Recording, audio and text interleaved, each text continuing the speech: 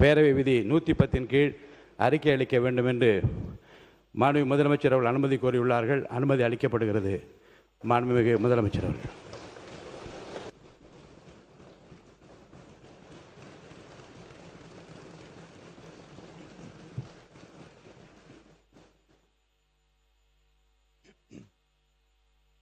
மாண்புமிகு பேரவைத் தலைவர் அவர்களே, உலகில் தான் உற்பத்தி செய்யும் பாலை தனது சந்ததிகளுக்கு மட்டுமின்றி மனிதர்கள் உள்ளிட்ட பிற ஜீவராசிகளுக்கும் வழங்கி உயிரை காக்கும் பசுவை தெய்வமாக போற்றி வளர்த்து வருவது நமது பாரம்பரியத்தின் சிறப்பு. இன்றைய அறிவியல் உலகில் 1 லிட்டர் பாலை உற்பத்தி செய்வதற்காக பசுவின் உடலில் சுமார் 500 லிட்டர் இரத்தம் சுத்திகரிக்கப்படுவதாக கூறப்படும் போது பசுவின் உழைப்பை எண்ணி வியக்க தோன்றுகிறது. தமிழ்நாட்டில் 8800 பால் கூட்டுறவு சங்கங்களில் உள்ள 3,16,000 பால் உற்பத்தியாளர்களிடமிருந்து தினசரி 34 லட்சம் லிட்டர் பால் கொள்முதல் செய்யப்பட்டு ஆவின் நிறுவனத்தின் மூலம் நாளொன்றுக்கு 31 லட்சம் லிட்டர் பால் நுகர்வோருக்கு விற்பனை செய்யப்பட்டு வருகிறது.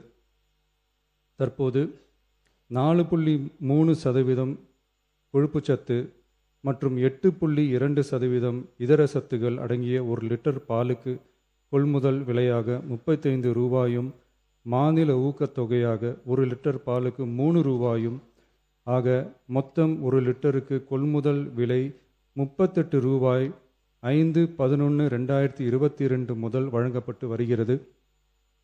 அதிகாலை 3 மணிக்கே எழுந்து மாடுகளை சுத்தம் செய்து பால் உற்பத்தி செய்யும் உற்பத்தியாளர்களின் உழைப்பையும் தீவனம் மற்றும் வேலையாட்களின் கூலி உள்ளிட்ட அதிகரித்து வரும் செலவுகளையும் கடந்த கால அரசு போதிய அளவில் கருத்தில் கொள்ளவில்லை. உற்பத்தியாளர்களுக்கு கொள்முதல் விலையை உயர்த்த வேண்டும் என்ற எண்ணம் கொஞ்சம் கூட இல்லாமல் இருந்துள்ளது. கடந்த காலத்தில் கொள்முதல் விலை உரிய அளவில் உயர்த்தப்படாத நிலையில் நம் அரசு சந்தித்து வரும் அதிகப்படியான நிதி நெருக்கடியிலும் பால் உற்பத்தியாளர்களின் நலனையும் வாழ்வாதாரத்தையும் கருத்தில் கொண்டு அவர்களின் உன்னதமான உழைப்பிற்கு உரிய மதிப்பை வழங்கும் வகையில் கொள்முதல் விலையை உயர்த்துவது நமது அரசின் கடமையாகும்.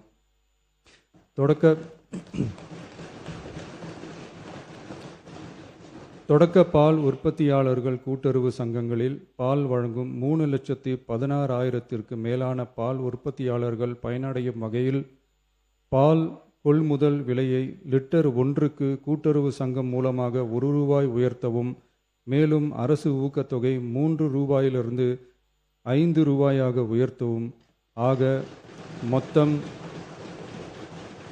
1 லிட்டர் கொள்முதல் விலை 38 ரூபாயிலிருந்து 41 ரூபாயாக உயர்த்த அரசு முடிவு செய்துள்ளது. இந்த கொள்முதல் விலை உயர்வால் கூடுதலாக ஒரு மாதத்திற்கு ரூபாய் 30 கோடியும் ஒரு ஆண்டிற்கு 360 கோடியும் செலவாகும்.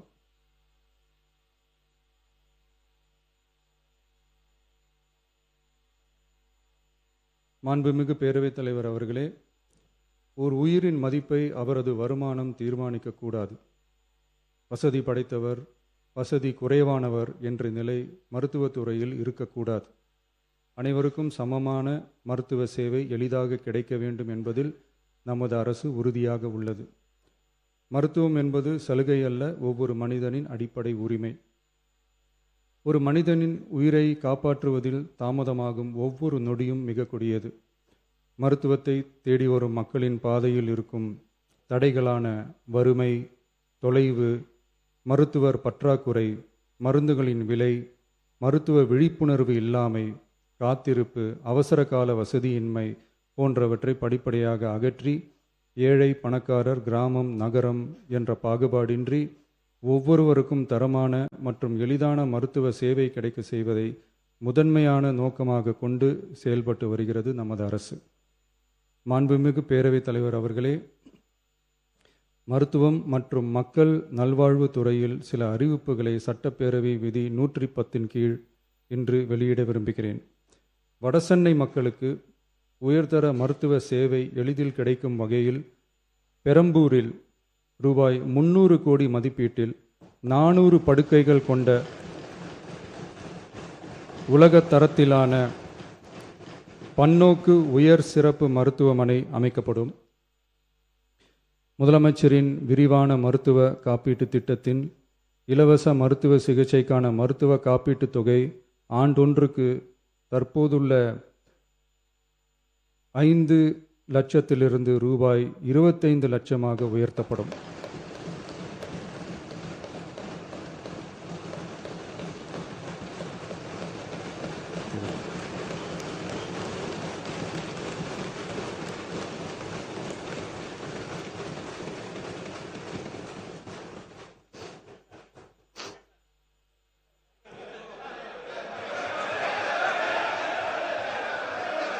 நீங்க படிங்க உட்காருங்க. மாநில உறுப்பினர் ஆசிரியர் உட்காருங்க. பேரவை முன்னவர் உட்காருங்க. அப்புறம் எடுக்கலாம். உட்காருங்க.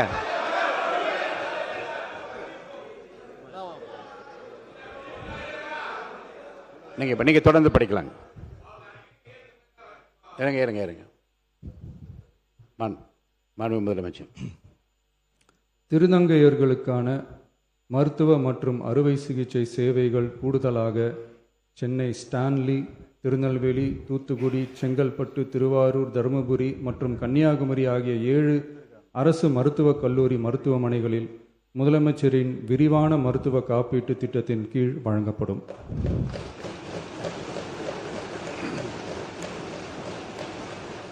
தமிழ்நாட்டில் 2014 ஆண்டிற்கு பிறகு புதிய அரசு செவிலியர் கல்லூரிகள் தொடங்கப்படாத நிலையில் தரமான மருத்துவ சேவைக்கு தேவையான செவிலியர், மருந்தியல் மற்றும் துணை மருத்துவ பணியாளர்களை உருவாக்கும் வகையில் அரசு மருத்துவக் கல்லூரிகளில் ரூபாய் 351 கோடி மதிப்பீட்டில் கூடுதல் மாணவர் சேர்க்கை இடங்கள் உருவாக்கப்படும். 7 புதிய அரசு செவிலியர் கல்லூரிகள் தொடங்கப்பட்டு 660 பிஎஸ்சி செவிலியர் மாணாக்கர் இடங்கள் உருவாக்கப்பட்டு ஏற்கனவே உள்ள செவிலியர் கல்லூரிகள் மற்றும் செவிலியர் பள்ளிகளில் கூடுதலாக 1925 கூடுதல் மாணாக்கர் இடங்கள், எண்முறை மருத்துவம் உள்ளிட்ட 12 துணை மருத்துவ படிப்புகளில் 2778 மாணாக்கர் இடங்கள்,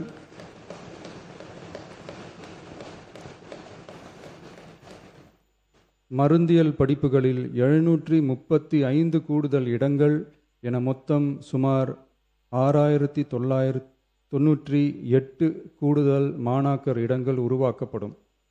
தமிழ்நாட்டில் அதிகரித்து வரும் புற்றுநோய்களை தடுக்கவும் தரமான சிகிச்சை வழங்கவும் முதலமைச்சரின் புற்றுநோய் பராமரிப்பு இயக்கம் சீஃப் மினிஸ்டர்ஸ்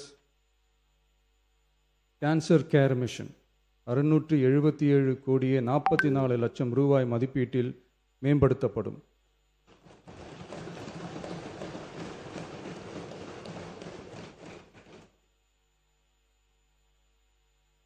சென்னை ராஜீவ்காந்தி அரசு பொது மருத்துவமனையில் 471 கோடியே 80 லட்சம் ரூபாய் மதிப்பீட்டில் G+14 தளங்களுடன் ஒருங்கிணைந்த புற்றுநோய் சிகிச்சை பிரிவு அமைக்கப்படும்.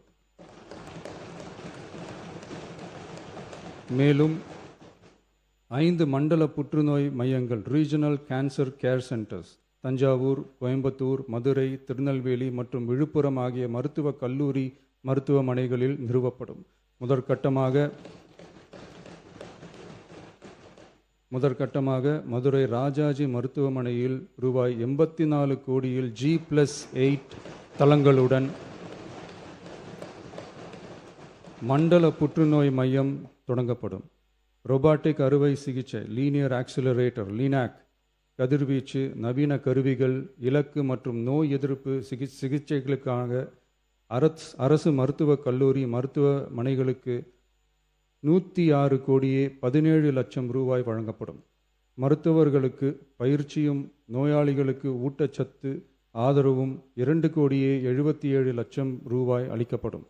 மேலும் தருமபுரி, விழுப்புரம், திருவண்ணாமலை, பெரம்பலூர் மற்றும் அரியலூர் ஆகிய மாவட்டங்களில் 1.22 லட்சம் பெண்களுக்கு 8 கோடியே 70 லட்சம் ரூபாய் மதிப்பீட்டில் HPV DNA பரிசோதனை மேற்கொள்ளப்படும். மொத்தம் 673 கோடியே 44 லட்சம் ரூபாய் மதிப்பீட்டில் புற்றுநோய் தாக்கத்திலிருந்து மக்களை காக்கும் வகையில் பல்வேறு பணிகள் மேற்கொள்ளப்படும்.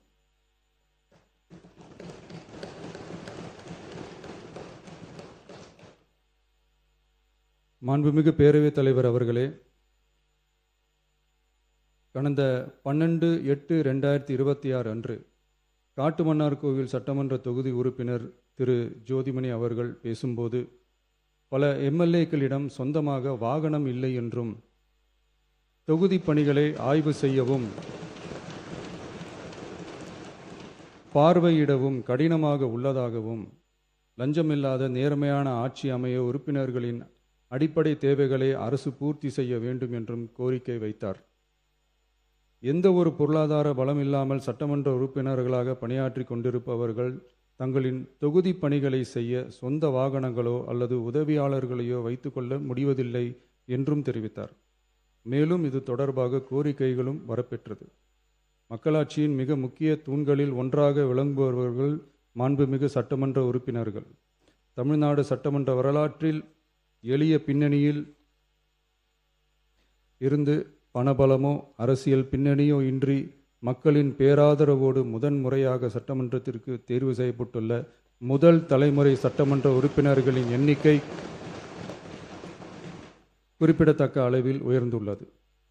29/3/2026 அன்று நடைபெற்ற தமிழக வெற்றிக் கழக வேட்பாளர் அறிமுக கூட்டத்தில் நேர்மையாகவும் வெளிப்படைத்தன்மையுடனும் மக்கள் பணி செய்து ஊழலற்ற லஞ்ச லாவண்யமற்ற நிர்வாகத்தை மேற்கொள்வது என அனைத்து வேட்பாளர்களும் எடுத்துக்கொண்ட உறுதிமொழிக்கு ஏற்ப அதே பாதையில் தேர்ந்தெடுக்கப்பட்ட சட்டமன்ற உறுப்பினர்களும் செயல்பட்டு வருகின்றனர்.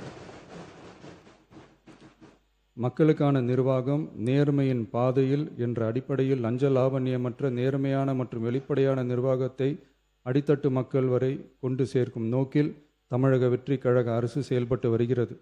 தங்களது தொகுதி மக்களின் குறைகளை கேட்டறியவும் அரசு திட்டங்கள் மக்களை சென்றடைவதை கண்காணிக்கவும் தங்களின் தொகுதி முழுவதும் தொடர் பயணங்களை சட்டமன்ற உறுப்பினர்கள் மேற்கொள்ள வேண்டியுள்ளது.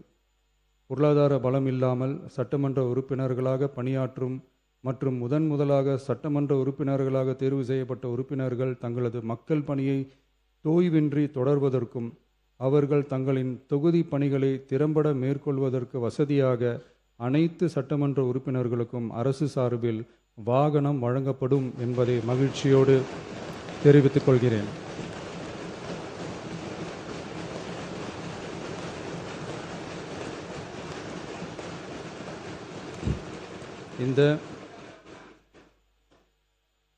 இந்த அறிவிப்பு சட்டமன்ற உறுப்பினர்கள் தங்களின் பயண தேவைகளுக்காக பிறரை சார்ந்து இருப்பதை தடுத்து அவர்கள் எவ்வித சமரசமும் இன்றி சுதந்திரமாகவும் நேர்மையாகவும் தங்களின் தொகுதிக்கு உட்பட்ட கிராமப்புற மற்றும் தொலைதூர பகுதிகளுக்கு எளிதாக பயணம் செய்து தொகுதி முழுவதும் உள்ள மக்களை நேரடியாக சந்தித்து அவர்களின் குறைகளுக்கு தீர்வு காண வழிவகுக்கும். அதோடு மட்டுமின்றி சட்டமன்ற உறுப்பினர்களின் பொருளாதார சுமையை குறைத்து கடைக்கோடி மக்களுக்கு லஞ்ச லாவண்யமற்ற நேர்மையான மற்றும் வெளிப்படையான நிர்வாகத்தை அளிக்கவும் உதவும்.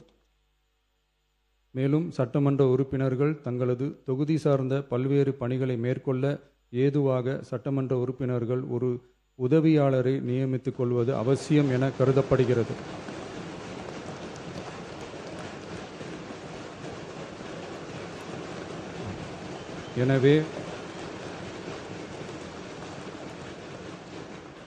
எனவே சட்டமன்ற உறுப்பினர்களுக்கு அரசு வாங்கி வழங்கும் வாகனத்தை பராமரிக்கும் விதமாக வாகனத்திற்கு ஓட்டுநர், எரிபொருள், வாகன பராமரிப்பு உள்ளிட்ட செலவினங்களுக்காக மாதந்தோறும் ரூபாய் 75,000 வாகன படியாகவும்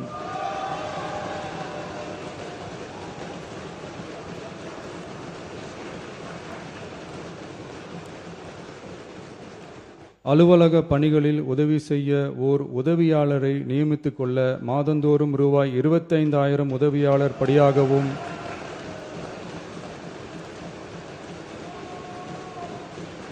வழங்கப்படும். இதற்காக உரிய சட்டத்தில் திருத்தங்கள் மேற்கொண்டு ஆணைகள் வெளியிடப்படும் என்பதையும் தெரிவித்துக் கொள்கிறேன். நன்றி.